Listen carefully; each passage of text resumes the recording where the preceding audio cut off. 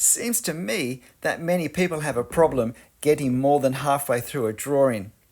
That at some stage halfway through, whatever energy they had that caused them to start drawing ends up petering out. There's not the motivation to continue. And so they end up with a lot of half-finished drawings. But that's not what this video is about. Although I do think I have a video on that somewhere. I think of drawing very much as a two-part process. And when I see many drawings, it looks to me like half of that process has been left out. And it's that half of the process that I think there's often evidence that has been left out that I want to focus on. And we can't get the best results for our drawing leaving out this half of the process. In fact, in some ways, this half of the process is crucial for our actual ongoing drawing development. For our ability to improve, I believe this half of the process that is so often left out actually contributes way more than half of the improvement that consistency in our embracing the whole process in our drawing will give us. So, what are the two parts of the drawing process? The second part, which is not what this video is about, is what you need a pen in your hand for. It's when we start to commit the marks that will be part of the drawing at the end. That will be part of what we might hope will be the finished artwork. When we start making those marks, drawing those lines with our pen, that's the start of part two. So part one is everything that comes before that. And if I think back so many decades ago when I was an English high school teacher, it was always a problem to get any students to do an essay plan, to actually work out before they started writing their essay, to actually plan what they were going to say. Everyone was so keen just to start and probably be done with it. Look, it's really, I suppose, the art equivalent of that. And if we don't have a clear picture of where we're going to go with our drawing, it's going to be very hard to get there. Or it could be a case of, if we think harder about where we're going to go with our drawing, we've potentially got a far better place to get to than if we just started copying a drawing reference. Because if we don't do these before we start drawing, then we're pretty much going to be limited to just copying what we see in our reference. And while people may be happy with that as a goal, it's certainly not going to develop their creative energies and abilities as far as if this thinking takes place beforehand. Because this thinking will be the foundation that supports the rest of what happens. This thinking will be what directs and guides the actual drawing and enabling going beyond simply copying a reference, but to add our creative abilities to it. And of course, all of these, if you like, part one ways of thinking, they're all skills. They are skills just as much as the marks on the paper and the way we learn to do those. And therefore, these skills can be improved upon. They can be strengthened. We can end up doing the part one work of our drawing faster and more effectively as we become more experienced at it. So, because it's just as much a part of the overall drawing process, it is just as much skills-based, but these are the neglected skills because we want the excitement of the pen and making the marks. But just a few minutes of restraint before we start marking can pay enormous dividends in how our drawing looks. So, what are some of the more specific things that we can do in the before we put the pen on the paper time? Okay, well, firstly, we need to choose the reference, but we can't really avoid that. But next, we need to observe it more carefully than we think we need to observe it, so that we're not drawing what we think we see. We're not drawing memories of something like that is firmly in our head for some reason, but we're actually seeing what's in our reference. So I might check perspective angles particularly, or where things align, or foreshortening. I might be looking to see what details are in the scene that I will have to draw. And generally, considering how do I, or how might I, alter this reference? Are there some things that I can improve upon? Are there weak spots that perhaps I can strengthen, that I can change an angle and make something look visually more exciting or interesting or clearer?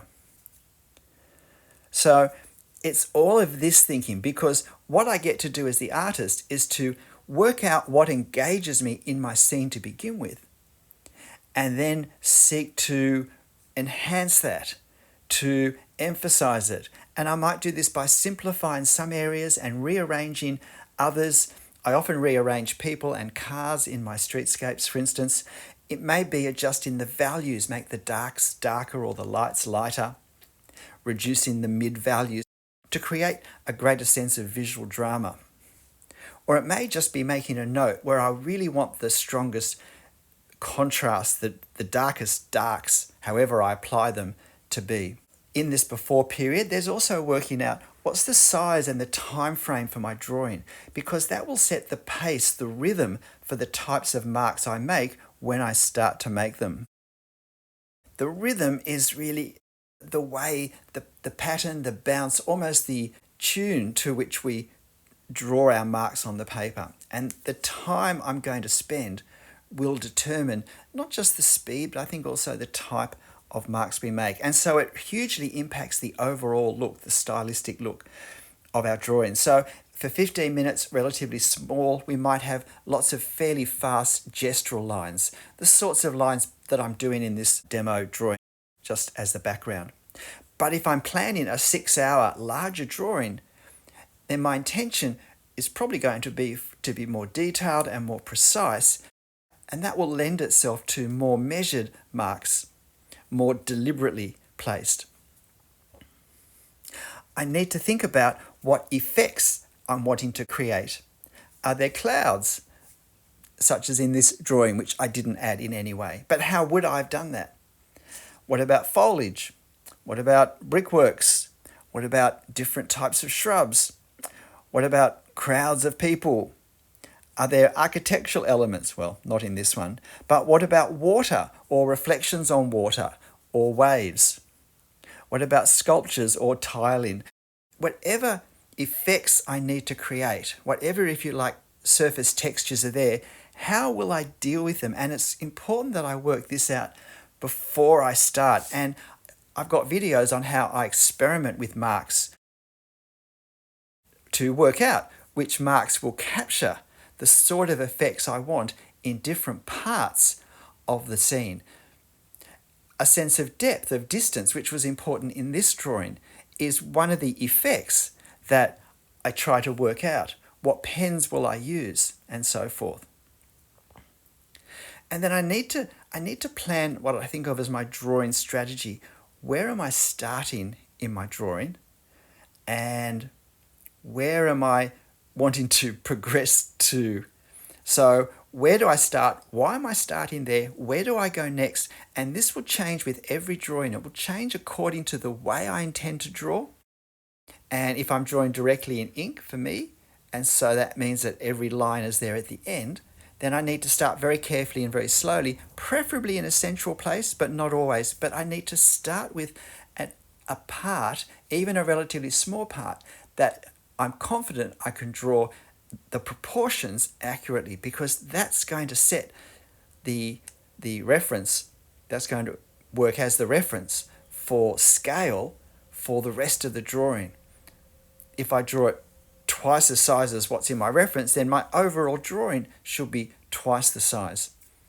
And because at the start I don't have much to go from, I need to be far more observant with these very first things I draw, aligning where what I've drawn will line up with what I'm about to draw. making little marks and dots and things just to help me see where I think the next part's going to be. And then I can compare that to the reference before I commit.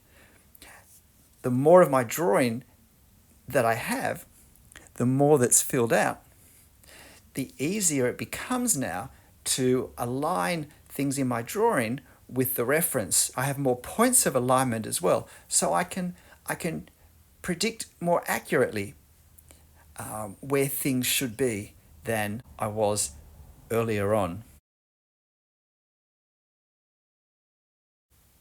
So with this drawing, before I started, I did do some experimental marks. I was particularly wanting to explore a sense of depth, of creating a different topography for the two distant headlands, that the right-hand one sort of slopes to the water and the left-hand one, much further away, drops straight down in a more dramatic fashion. And I wanted to capture the sense of this was a very bright sunny day on Sydney Harbour, and these rocks really captured the shadows nicely.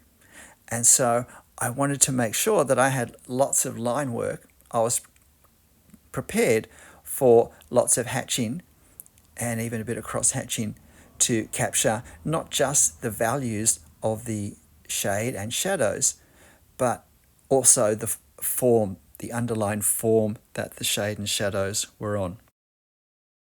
And so I had a very strong sense of what I wanted to come out. I wanted this foreground to be very close.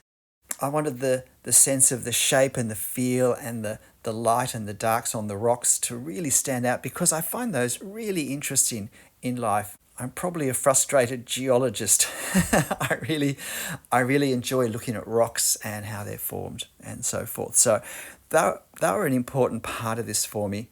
But I did want the sense of distance as a strong contrast with the things in the very foreground. This scene has a very long depth of plane. From the closest to the furthest is, I think, quite a dramatic distance, and I wanted to capture the effect of that very much in this drawing. So this is, to me, what the drawing process is. Half of it is done, fully half of it before we put the pen on paper. And I realise it is hard when we're enthusiastic and want to start drawing to just start drawing. But if we really want to develop our skills, not just the mark-making skills, but the thought process skills, the planning, the strategizing, the creative thinking that generates our drawing, then we have to put time into it. Otherwise, we're just going to start copying what's in our reference. And there's so much more in us to do with our reference than that. G'day, I'm Stephen Travers. Look, I hope you found this interesting. I hope some of you are prepared to give it a go. I know it's going to be hard to get people to change their habits on this, but it really is worth it. The more time I've put into thinking what I'm going to do before I start to do it with my drawing, the faster my drawing has improved. The more newer possibilities have opened up that I've been able to explore and discover and build on. And I think it's been a huge reason why my drawing's improved. But look, whatever you draw, however you draw it, make sure you have fun. I'll see you next time. Bye.